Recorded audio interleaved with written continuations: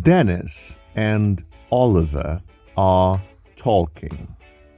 Dennis says, "I will divorce my wife." And Oliver asks, "Will you? Why?"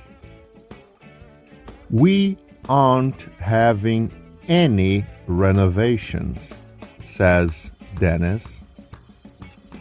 "But I found some tools which aren't mine under the kitchen sink. I think she is having an affair with a plumber." "Don't be silly," said Oliver.